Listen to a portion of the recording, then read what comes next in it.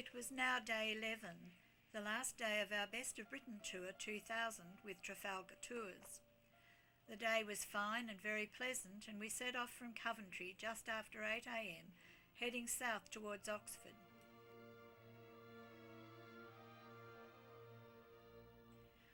We passed through several small and rather enchanting villages on our way. The houses, built with biscuit-coloured Cotswold stone, attracted much of our attention as we drove through.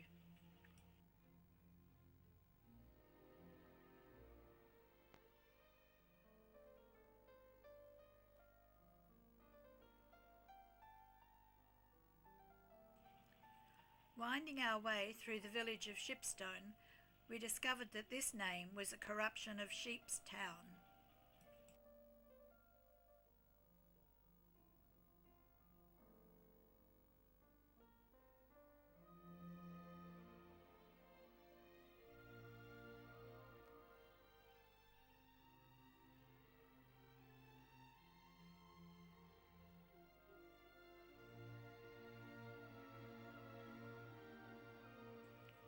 The rolling Cotswold Hills through which we are now driving are reputed to be some of the most beautiful in the country, and we are informed that this was an ideal place to stay and explore on foot.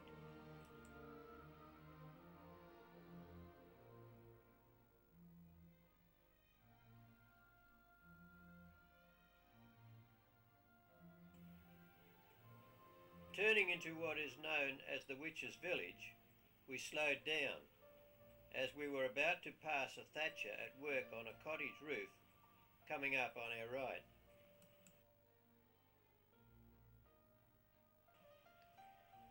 And as we were soon to pass a lich gate at the entrance of a church, our coach captain had a tale to tell about this village. You have an entrance gateway to the church here. It's called a lich gate. On your right, and it's thatched. Coming up now. There's a room above the gateway, and that's where the priest would sit to write his sermon. And down below, underneath the gateway, what you had was a bench, and all the ladies from the village used to sit there and gossip. The only thing was, the vicar up above could hear every word they said, so he knew just what was going on in this village. It's called the Witches' Village because in the 1600s, in the reign of King James, many witches were taken from this village to either be burnt at the stake or to have their thumbs tied and ankles tied and thrown in the river. A little later we passed through the village of Woodstock and the entrance to Blenheim Palace, where Sir Winston Churchill was born.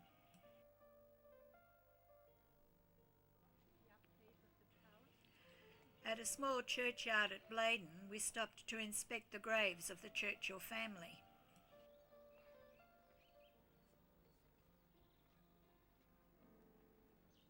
Lord Randolph Henry Spencer, Winston's father, was also buried here in 1895.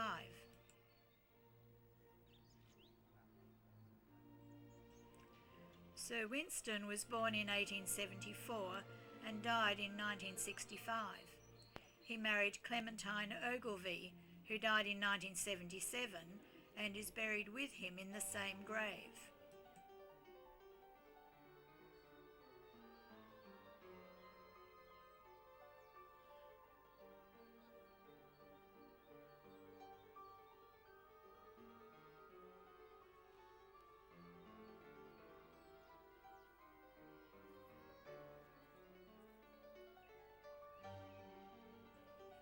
We spent about 10 minutes in the churchyard before moving on. Our next stop was to be Oxford.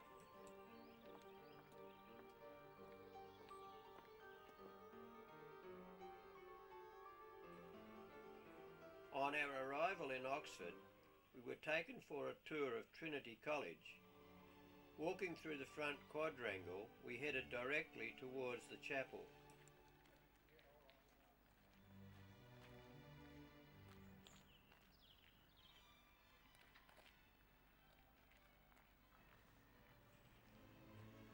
Across the lawn and on the right of the chapel we could see the President's lodgings.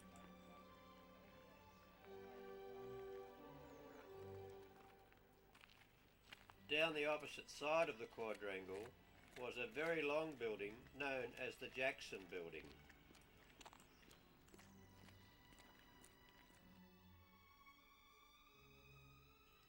Having passed through the chapel, we were able to get a few snapshots in the Durham quadrangle.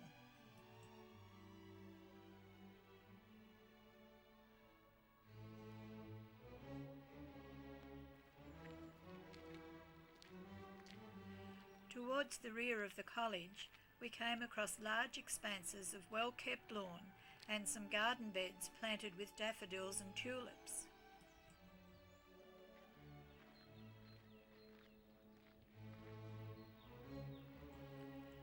A section of the grounds was set apart as a woodland area, which seemed to add a touch of nostalgic country atmosphere to the whole scene of the college. Passing through the gate between the President's Lodgings and the Jackson Building, we found ourselves back once more at the front quadrangle.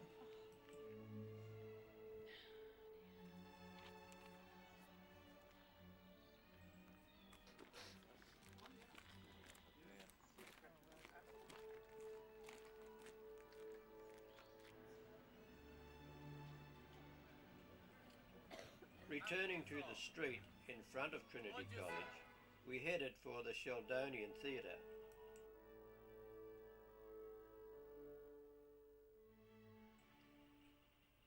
The theatre was built between 1664 and 1669 and is the ceremonial hall of the university.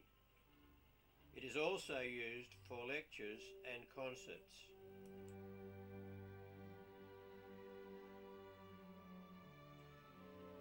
It was designed by Sir Christopher Wren and was his first major design. The theatre is named after Gilbert Sheldon, who was Warden of All Souls College and later became Archbishop of Canterbury. The Chancellor's chair is prominently placed in the centre of the assembly. The design of the theatre was derived from the Roman amphitheatres. The ceiling, painted by Robert Streeter, depicts the characteristics of the open sky.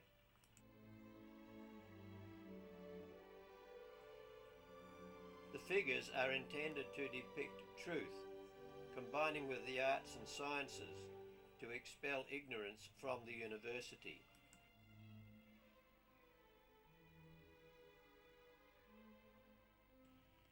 Finding the stairs, we climbed to the cupola above the roof to get a good view over the whole university. Passing through the roof section, we were able to get a good look at the construction of the beams and roof supports of this fine building.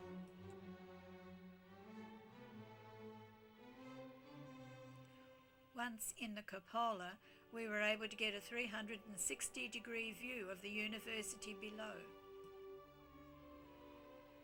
Our view to the east revealed the new college tower in the distance, with the chapel on the right.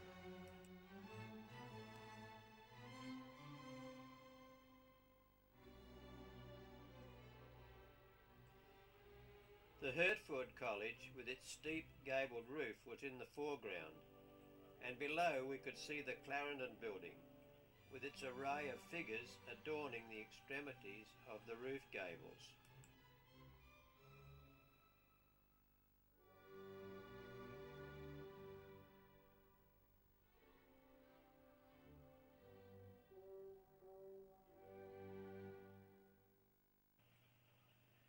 A footbridge provided ease of access to the two buildings of Hertford College, which were separated by a roadway.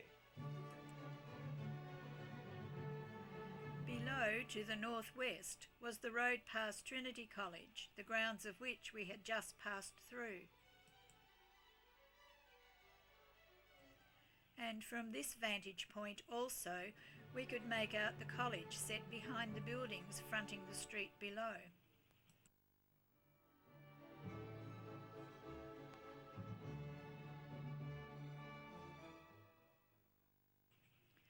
Beyond Trinity College, we zoomed in on Balliol College, a very impressive set of structures.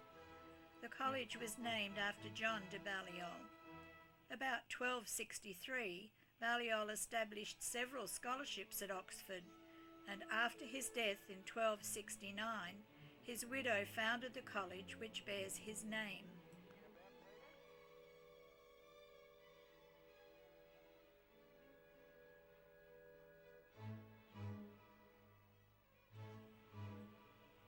To the west were the distant towers of Wesley Memorial Church and Nuffield College, but the most significant building to stand out was the steep sloped roof of Exeter College.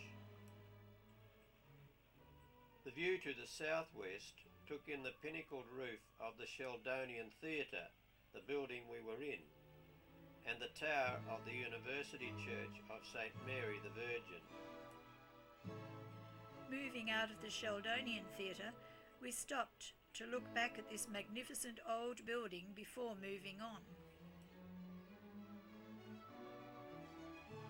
To the south of the theatre was the Radcliffe Camera, another magnificent old building built between 1739 and 1749 and designed by James Gibbs.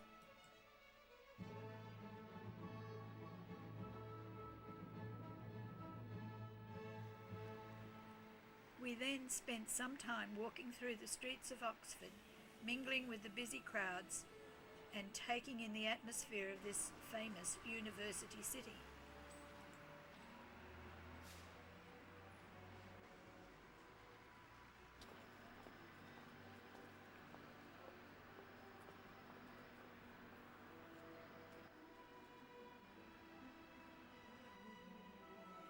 We found the Martyrs' Memorial, designed by Sir George Gilbert Scott and erected in 1840.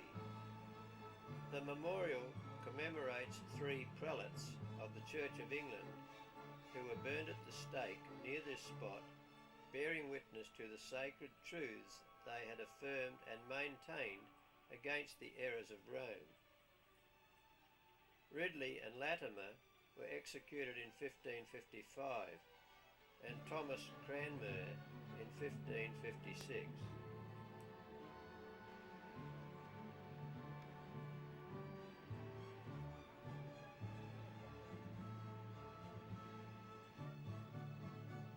Across the road from the memorial is the Randolph Hotel. It was from this point that we boarded the coach once more to head out of Oxford for London, which would be the end of our tour.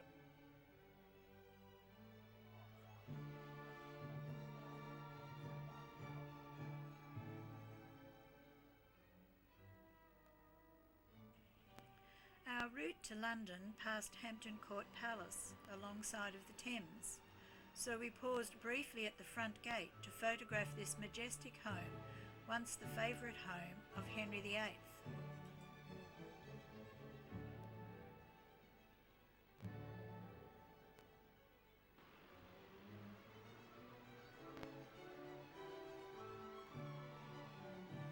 Later that afternoon, we arrived at the Kensington Palace Hotel, where our room overlooked the Kensington Gardens.